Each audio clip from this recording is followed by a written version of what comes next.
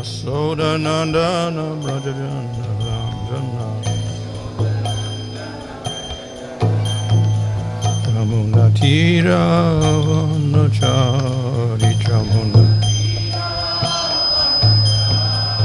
Jaya Radha Madhava Kunja Bihari Jaya Radha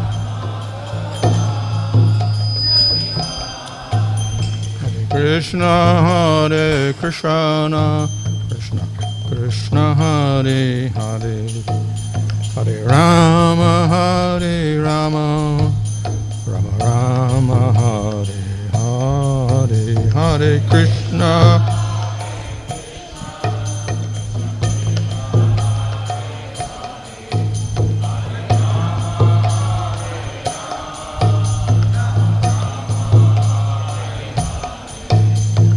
Prabhupada, Prabhupada, Prabhupada, Jaya Prabhupada, Jaya Prabhupada.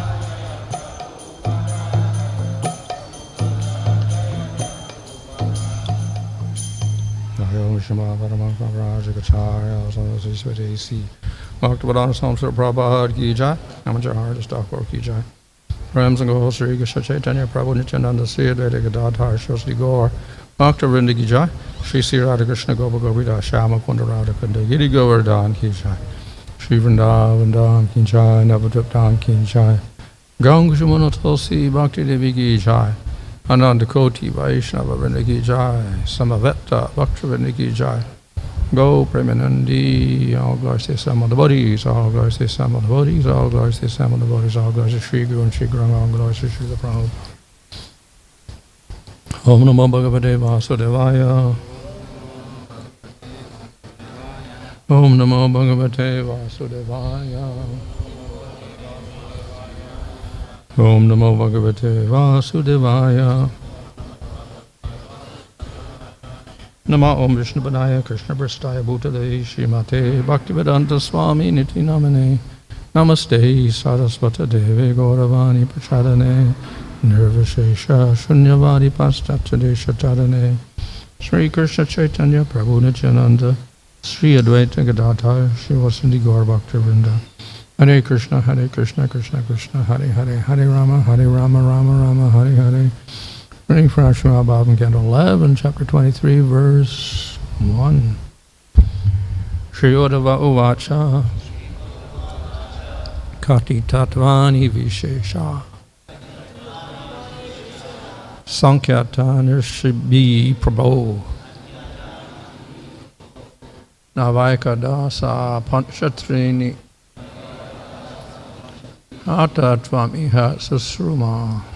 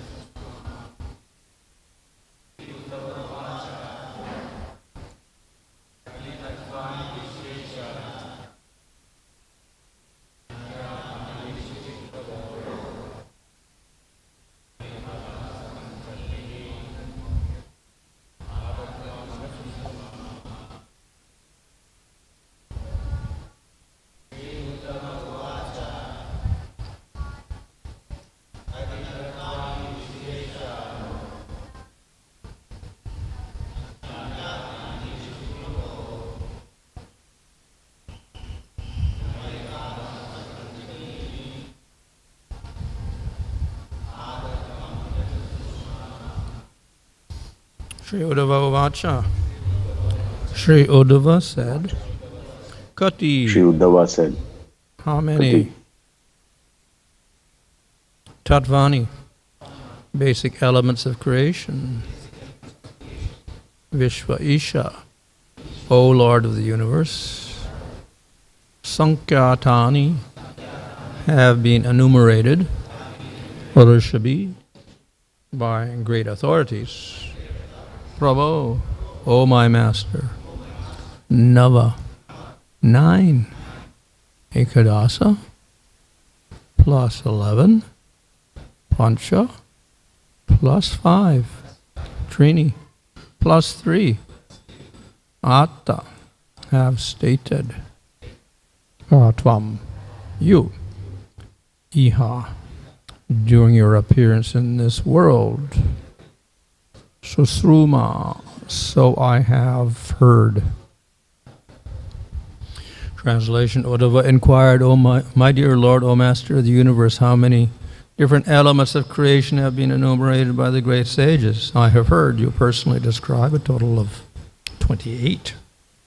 God, the Jiva, soul, mahat-tattva, false ego, 5 gross elements, 10 senses, the mind, 5 subtle objects of perception, and the 3 modes of material nature. But some authorities say there are 26 elements, while others cite 25, or else 7, 9, 6, 4, or 11. Even others say there are 17, 16, or 13. What did each of these sages have in mind when he calculated the creative elements in such different ways?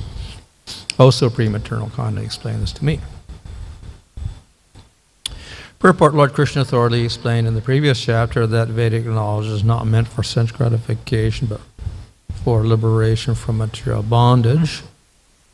Now, Uddhava presents some intermediate questions that must be answered so the path of liberation will be clear. Different philosophers have historically disagreed over the exact number of material elements, about existence and non-existence of particular external objects, and about the existence of the soul itself.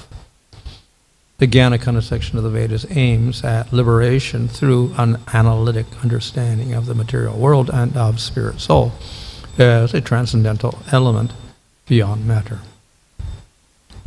Ultimately, the Supreme Lord himself stands above all elements and maintains them by his personal potency. Uddhava mentions in numerical terms different methodologies of various sages, citing first the Lord's own opinion.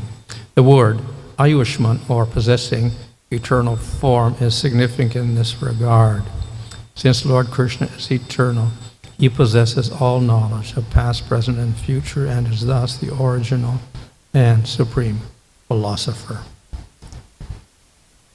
According to Srila Vishwanath Chakravarti Thakur, the different analytic approaches mentioned by Śrī Uddhava are actually not contradictory, since they are different methods of categorizing the same reality. Atheistic speculation on reality does not recognize the existence of God. Consequently, it is a worthless attempt to explain the truth. The Lord himself empowers different living entities to speculate and speak on reality in different ways. The actual reality, however, is the Lord himself, who will now speak to Śrī Uddhava.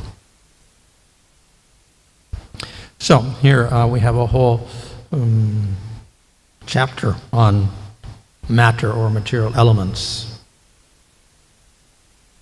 முழுவதுமான ஒரு அத்தியாயமே பௌதிகமான விஷயங்கள் மற்றும் அதில் இருக்கக்கூடிய அந்த தனிமங்களை பற்றி குறிப்பிடுகிறது. As explained in the purport, the whole goal is not matter at all, but Atma and Supreme Lord.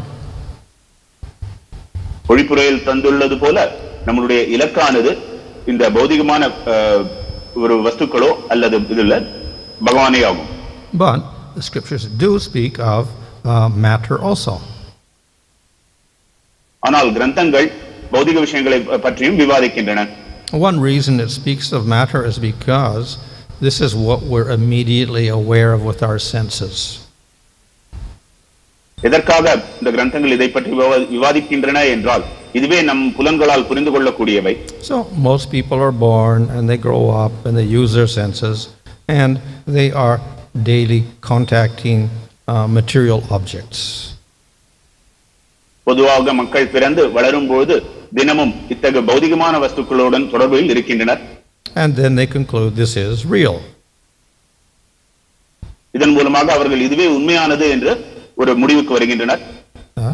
So people are, we can say, fixed in this concept that world is real.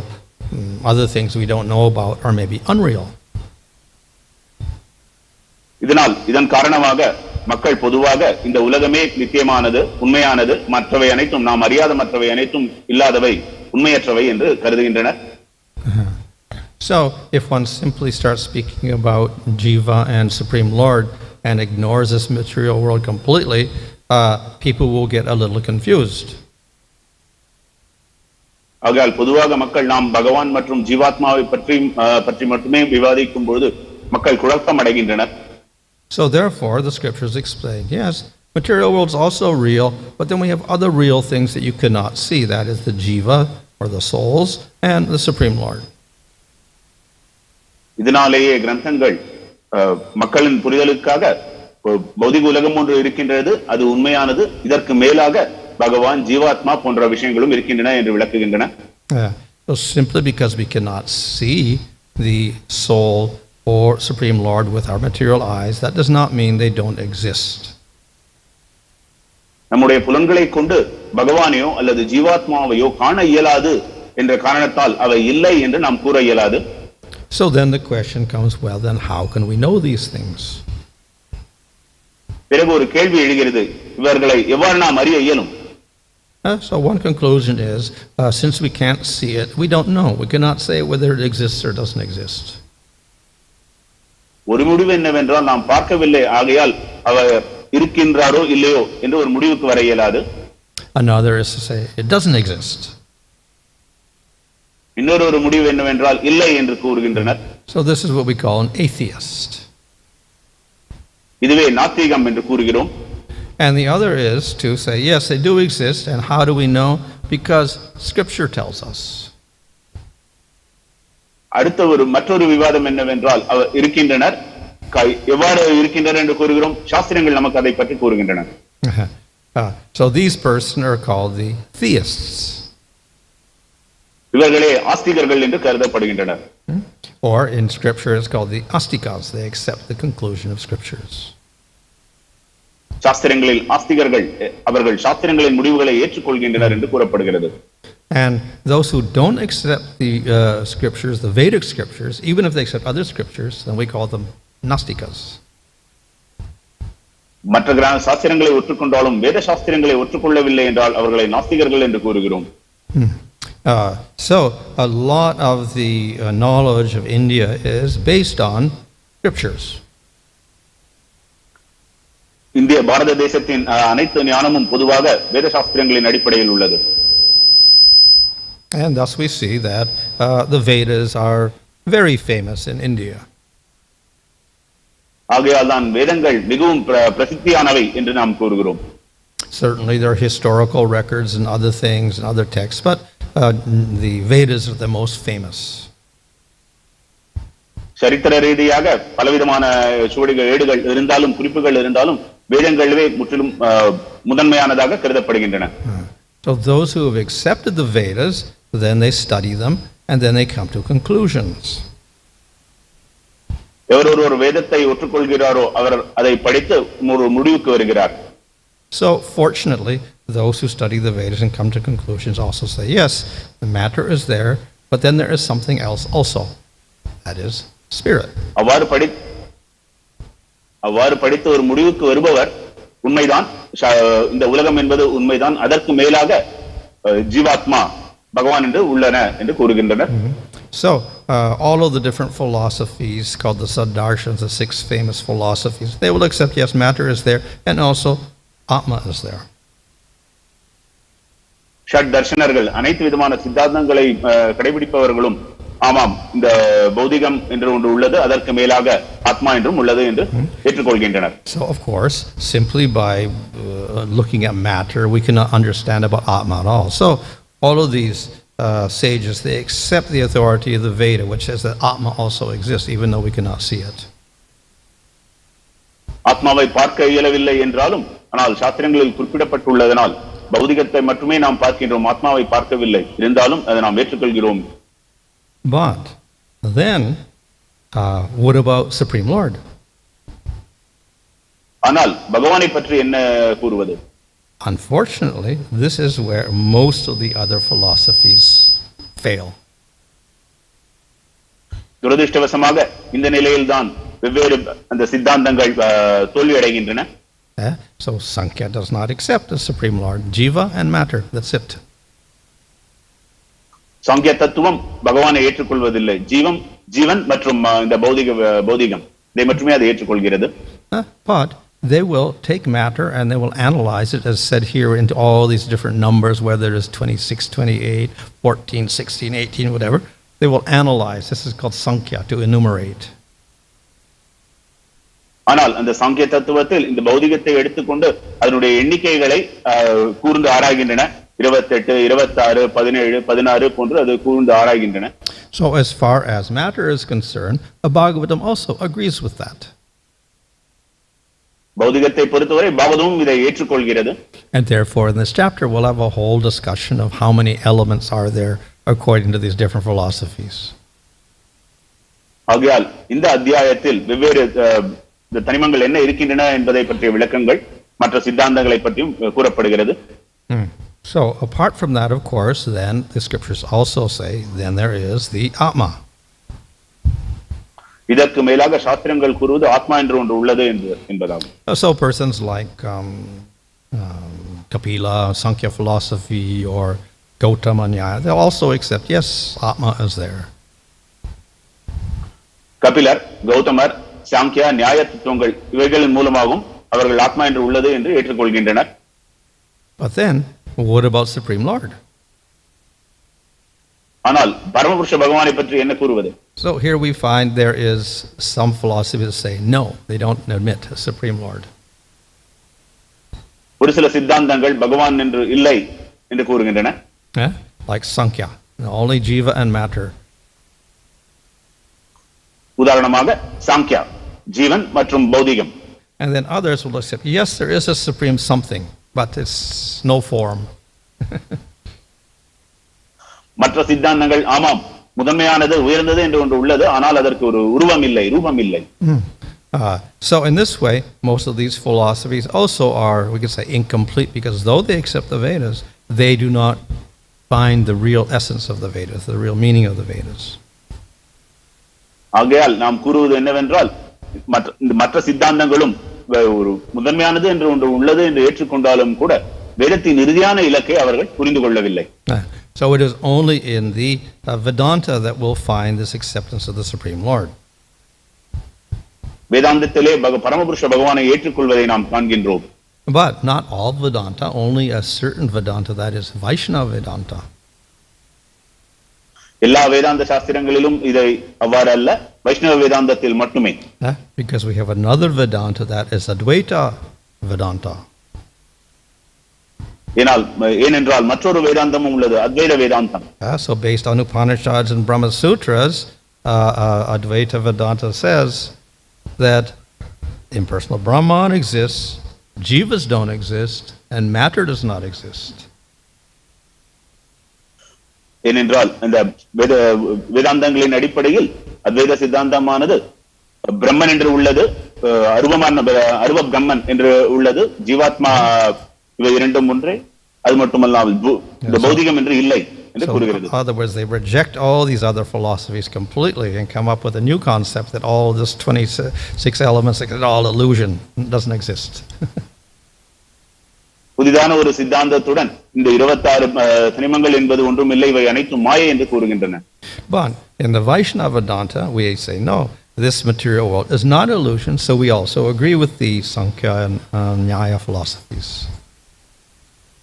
ஆனால் நமது வைஷ்ணவ வேதாந்தத்திலோ இந்த பௌதிகமானது மாயை அல்ல, ஆகையால் நாம் இந்த சாங்கியா மற்றும் நியாயத்தை நாம் ஏற்றுக்கொள்கிறோம். And we also say the jivas really exist, unlike the Advaita Vedanta, they say no jiva exists, so we say no, the jivas do exist eternally.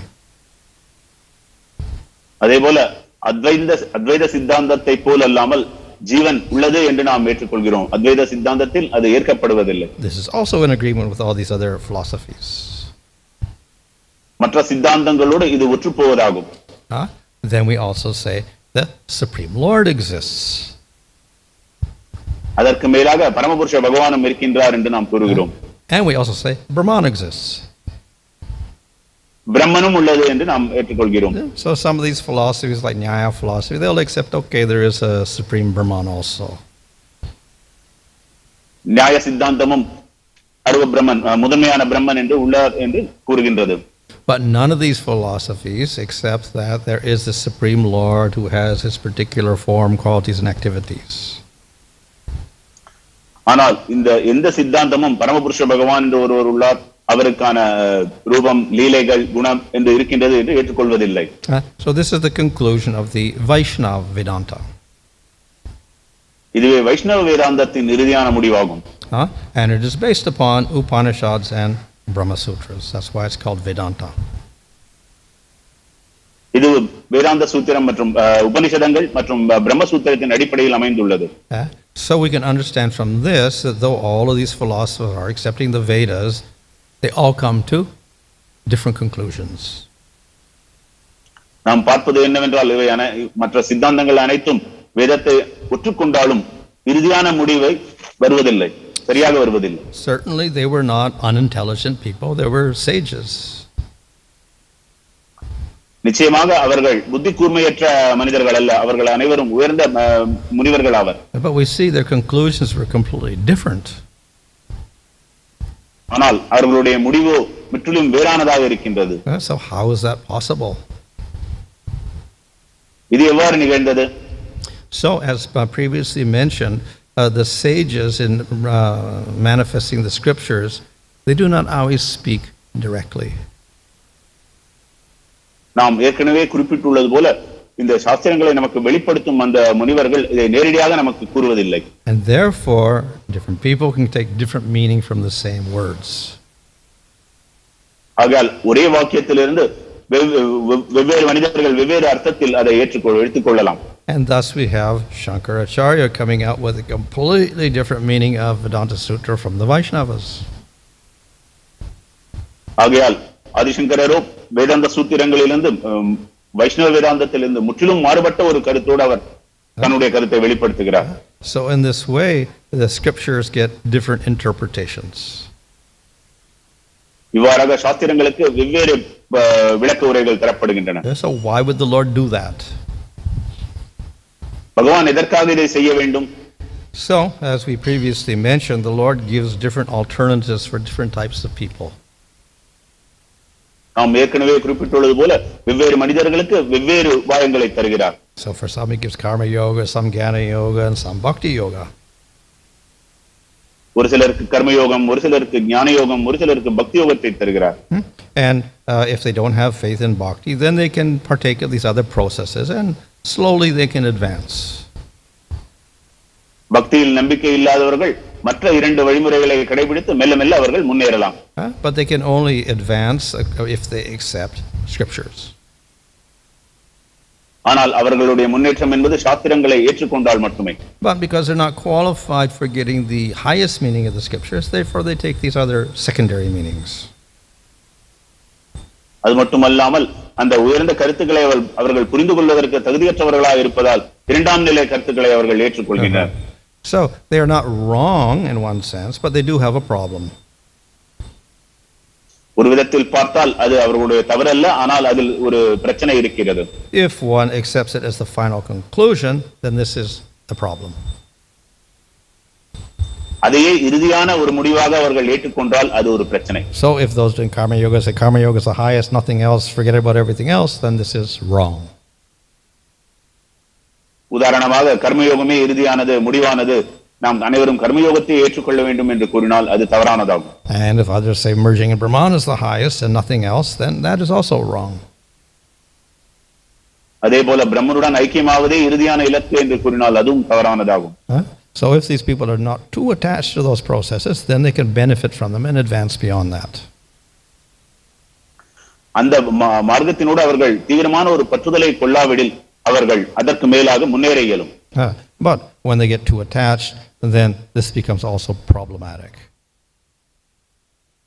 அந்த மார்க்கத்தினோடு தீவிரமாக பற்றுதல் கொள்ளும் காரணத்தால் அது ஒரு பிரச்சனையாக முடிகிறது. So when the scriptures they start condemning all these different people, it is these people get too attached and they can't advance beyond it. These are the people who get criticized. பொதுவாக இத்தகைய மனிதர்களே குறை கூறப்படுகின்றனர்.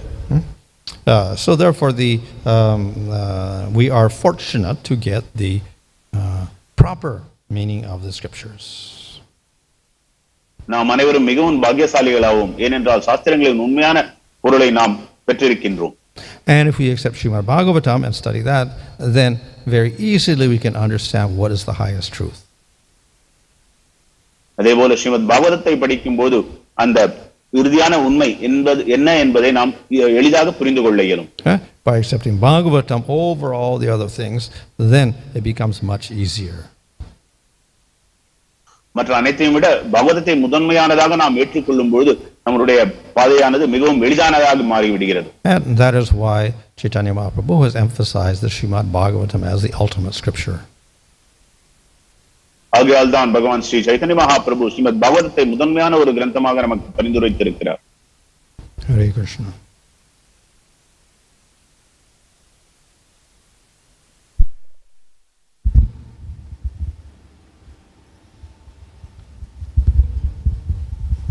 Hare Krishna Maharaj. Maharaj, like this Puranas, 18 Puranas are there. So Vedanta also, there are any number of Vedantas, like you were saying of Vaishnava Vedanta. So there are some stipulated number of Puranas, Vedantas, and under some particular Vedanta, the Bhagavata Purana comes, or is there some category or subdivisions like that? Just trying to understand, Maharaj. 18 புராணங்கள் இருப்பது போல வேதாந்தத்திலும் அவ்வாறு வரையறை இருக்கின்றதா, எண்ணிக்கைகள் இருக்கின்றதா?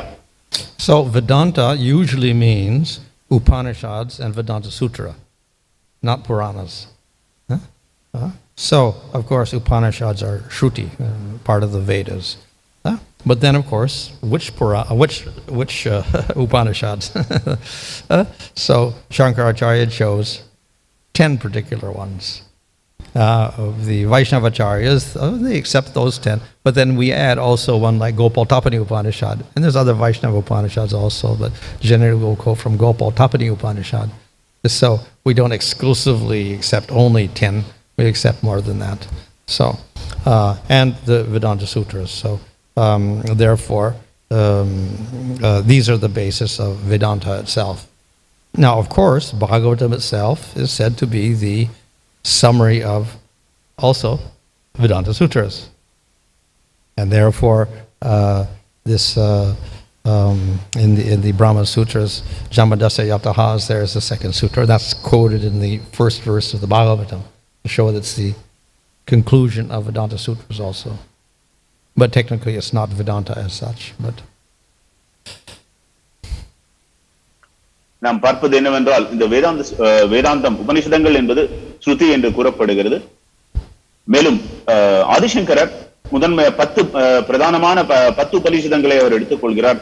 ஆனால் நம்ம வைஷ்ணவ வேதாந்தத்தில் நாம் அதனோடு கோபால-தபனி உபனிஷதையும் நாம் ஏற்றுக்கொள்கிறோம். 11வது உபனிஷதமாக பிரதானமாக இந்த கோபால-தபனி உபனிஷதிலும் இருந்தும் சரி, மற்ற உபநிஷதங்களையும் நாம் குறிப்பீடுகளை எடுத்துக்கொண்டு அதை விவாதிக்கின்றோம். அதற்கு மேலாக பிரம்மசூத்திரம் என்று கூறப்படும் இதிலிருந்தும் நாம் எடுத்துக்கொள்கிறோம். உதாரணமாக பிரம்மசூத்திரத்தின் ஒரு முதன்மையான சூத்திரமாக காணப்படும் அந்த ஜன்மாத்யசயதः ஸ்ரீமத் பாகவதத்தின் முதல் பதத்தில் அது உள்ளது.